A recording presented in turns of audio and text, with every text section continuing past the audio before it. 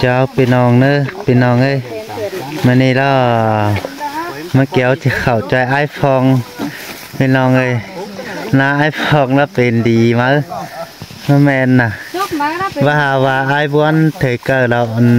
น้าหลายป้อสองเมียแม่นไอ้ฟองกับฮัป้อสองเมียเถพี่น้องให้ดินเรานั้นอีเถว่าแม่นไหนนะโอ้มันแล้วพี่น้องเอ้ยสองแม่เรียนบ้านกันอันที่ไหลน้ำมันเนี่ยอันอ้ายเงินเลยอันนี้ล่ะอันบ้านน้าที่ไหลน้ำล่ะอันอ้ายเงินเทวันพี่น้องเอ้ยนี่ได้น้าไอ้ฟองน่ะอีนั่นยังโจกมาเถยเกินนักเกินนี่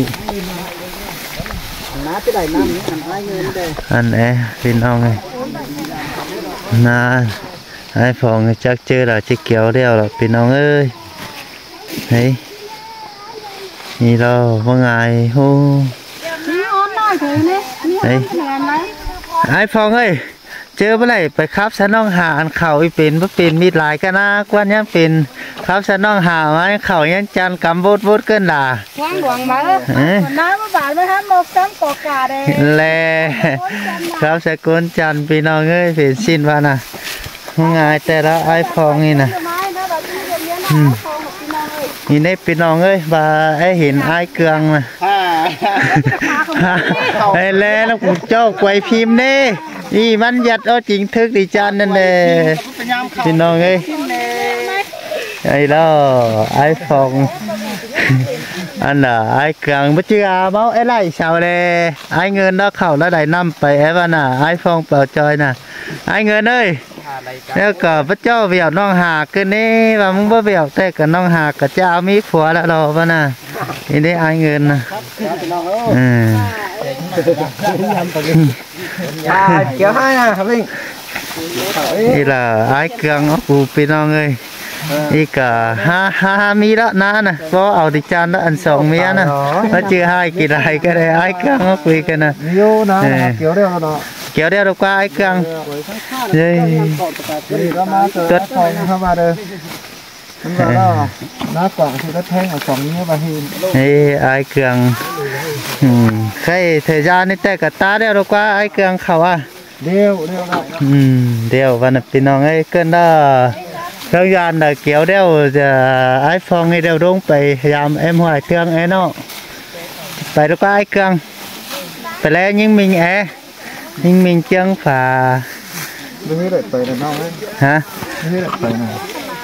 ไหนไปจ้อยน้องน่ะเกี่ยวข่าวพี่น้องก่อนเกี่ยวข่าวก่อนแน่ไอ้เงินงั้นได้จะพยายามน้องหาไปกว่า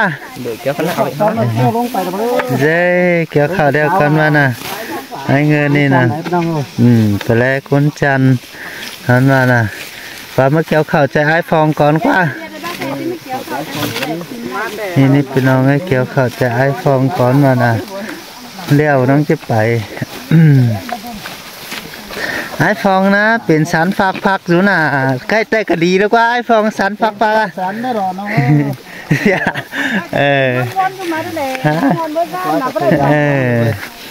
ว่าภาษาไหนแล้วเรากว่าแค่น่ะก็ฮะก็เป็นผมหนาวเนื้ออยู่หรอไม่ข้ามดีหรอกสันใครสันช่างอื่นเอาได้บ้างพี่น้องเลยอันน่ะเมียไอ้ฟองนะพี่น้องเอ้ยไอ้ฟองนี่มีเมียดิจันนั่นแหละเดี๋ยวเข้าน้องบ้านแอมแซงมันยำเข้ายินแล้วอันนี้พี่น้องเอ้ยน้าไอ้ฟองนะเกินไข่เกี่ยวข่าวเดียวแล้วมองกล้องยิบประจามาแอมหอยเตียงมากว่าไอ้ฟองว่า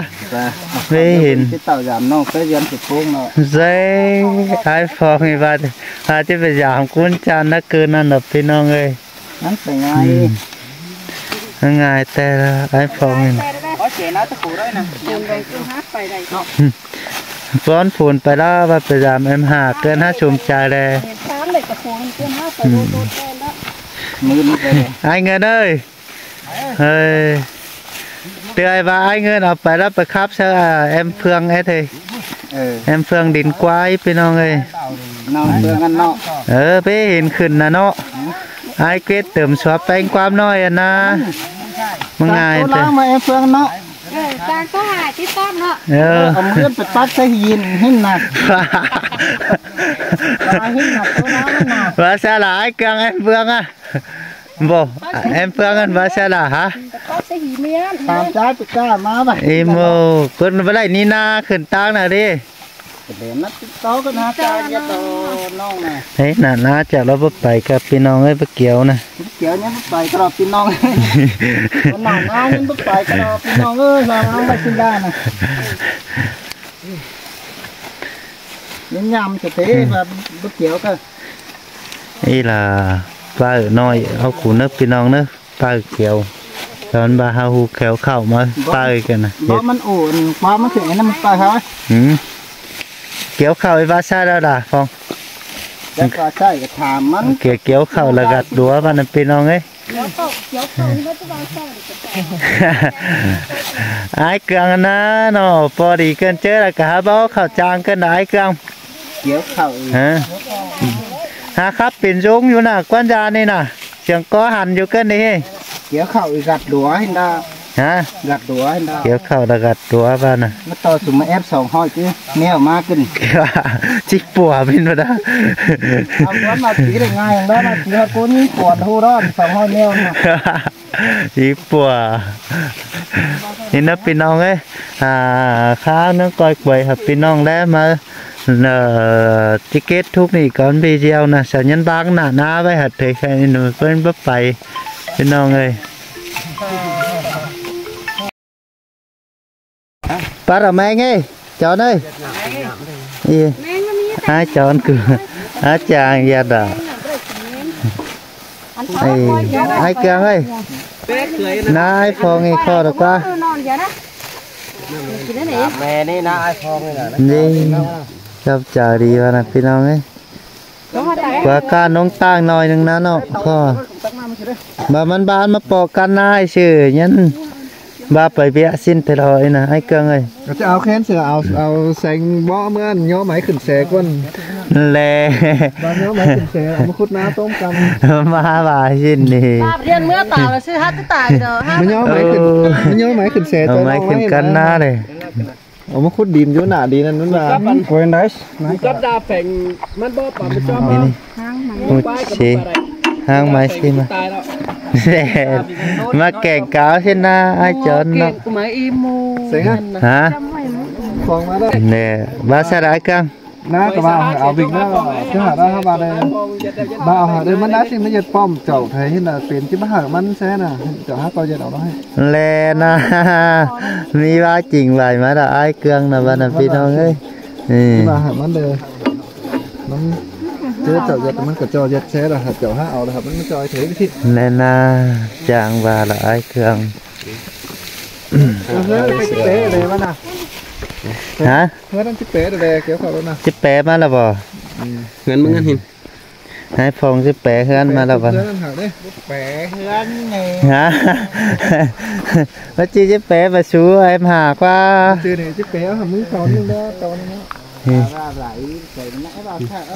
แลยานแลเนาะเห็นชับเป๋หลายเดี๋ยวไปจางมาเนี่ยเห็นเอาไปตอนเดียวแล้วกระบวนยานะบ่จื้อจิเป๋เฮือนน่ะสอนว่าจะเอาดินหามึงเนาะจื้อจิเป๋ไปนี่ดินมึงก่อนไปตั้งท้องมาเพื่อท้องเล่น YouTube เลยเร็วๆไอโฟนพอเพิ่นปูลงพี่น้องให้เหนื่อยเองเฮ็ดกำนาไอโฟนนี่นะ